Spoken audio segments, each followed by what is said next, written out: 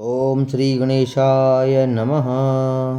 भगतजनों राधे राधे। आज हम आपको श्रावण महात्म्यम का 11वां अध्याय स्वर्ण कराएंगे। कृपया कर ध्यान से सुने। तिथि महात्म्यम। श्री सनत कुमार जी ने भगवान श्री सदाशिव से कहा, प्रभु मैं आपसे सब वारों के व्रत को सुन चुका हूँ। हे देव, आपके वाणी रूप अमृत का पान करने पर भी तृप्ति नहीं हो रही है। मुझे इस श्रावण मास के तुल्य दूसरा कोई महीना प्रतीत नहीं होता।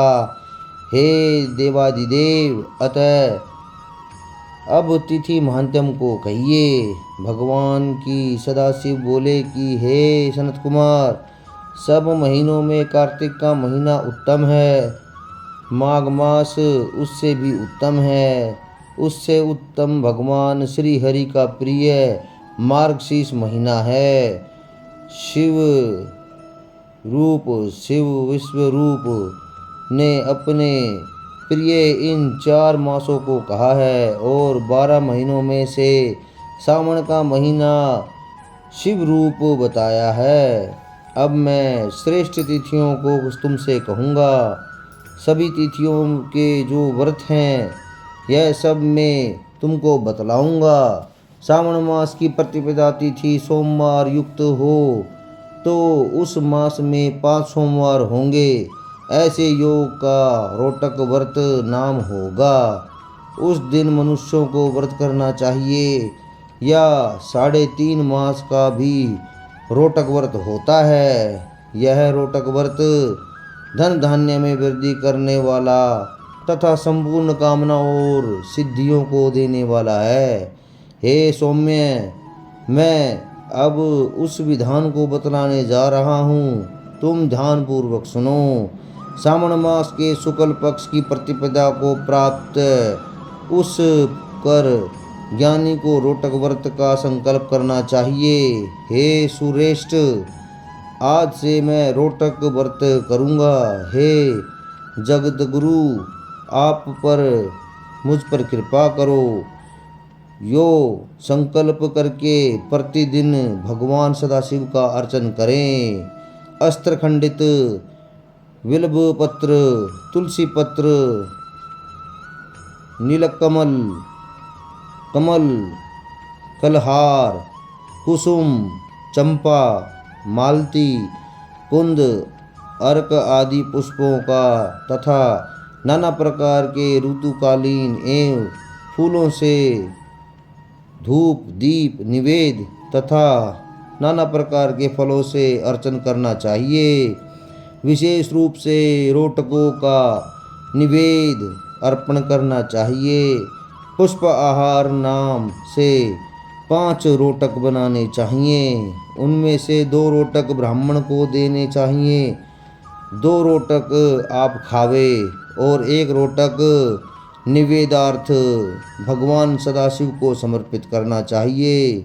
अवशिष्ट अर्चन करके ज्ञानी को अधर्य देना चाहिए। केला, नारियल, जंबीरी, बिजोरा, नींबू, खजूर, ककड़ी, दाख, नारंगी, मातुलिंग, अखरोट, अनार और ऋतु में होने वाले फलों को अधर्य देने के उत्तम कहा गया है। अब इस व्रत का पुण्य फल कहता हूँ, जो 7 सागर पर्यंत भूमि दान करने से प्राप्त होता है। मनुष्य को वह फल इस व्रत के सविधि करने से सहज से ही प्राप्त हो जाता है।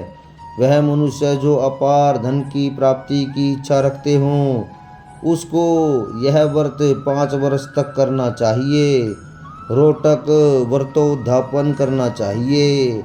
उद्यापन में सोने के 2 रोटक बनाने चाहिए।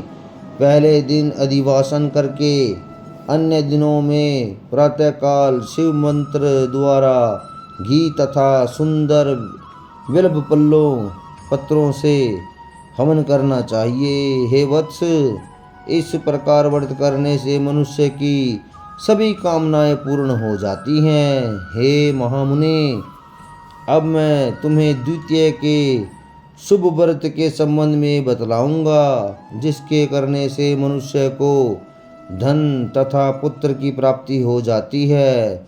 सुनो, औदुंबर नामक व्रत सब पापों को नष्ट करने वाला है। ज्ञानी को चाहिए कि श्रावण मास के आने पर शुभ तिथि द्वितीया में प्रातःकाल संकल्प करके विधिवत व्रत को करे। जो स्त्री पुरुष इस व्रत को करेंगे वह सब संपत्तियों के अधिकारी होंगे। इसमें गुल्लर औदुंबर वृक्ष का अर्चन करना चाहिए।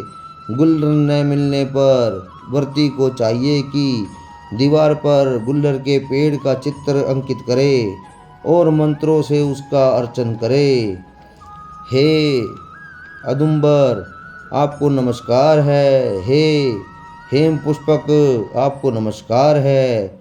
इसके पश्चात शुक्र तथा शिव का अर्चन करना चाहिए। गुल्लर में 33 फलों के 3 भाग करने चाहिए, जिनमें से 11 फल ब्राह्मण को तथा 11 फल देवता को देने चाहिए और 11 फलों से स्वयं भोजन करना चाहिए। उस दिन अन्न बिल्कुल नहीं खाना चाहिए।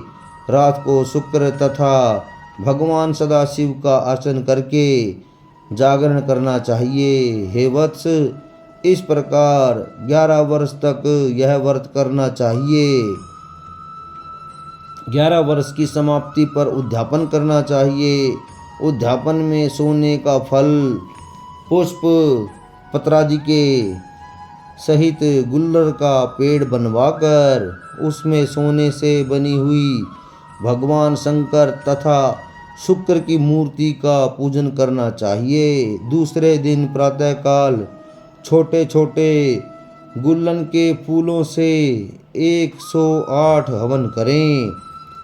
औदुंबर की लकड़ी, घी तथा तिलों का द्वारा हवन करें। हवन समाप्त होने के बाद आचार्य का पूजन करें। अपनी शक्ति के अनुसार ब्राह्मणों को भोजन करवाएं। हे तात, इस प्रकार व्रत करने से जो फलों से युक्त होता है वैसे ही साधक के यहाँ बहुत से पुत्र होते हैं और उसके वंश की वृद्धि होती है। जिस प्रकार सोने के फलों से लदा हुआ यह पेड़ है, उसी प्रकार व्रती भी धनपति हो जाता है। भगवान श्री सदाशिव ने कहा, मैंने यह व्रत किसी दूसरे पर प्रकट नहीं किया है। इस गोपनीय व्रत को केवल तुमसे ही कहा है। इसमें संशय न करके यह व्रत श्रद्धा भक्ति से करना चाहिए। ओम नमः शिवाय, ओम नमः शिवाय।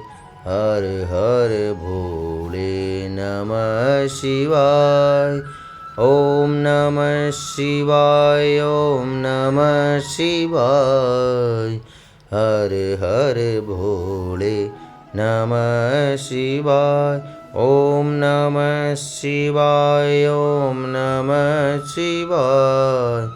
हर हर भोले नमः शिवाय। ओम नमः शिवाय, ओम नमः शिवाय। हर हर भोले नमः शिवाय। ओम नमः शिवाय, ओम नमः शिवाय।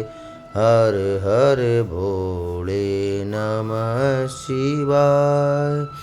ओम त्र्यंबकं यजामहे सुगंधिं पुष्टिवर्धनम् उर्वारुकमिव बन्धनात् मृत्युमोक्षीयमामृतात्।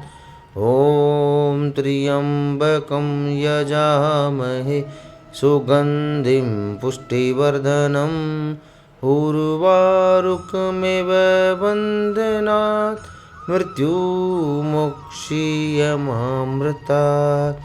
ओम त्र्यंबकं यजामहे सुगन्धिं पुष्टिवर्धनम् उर्वारुकमेव वन्दनात् मृत्युमोक्षीयमामृतात्। श्रावण मास महात्म्य का यह 11वां अध्याय समाप्त।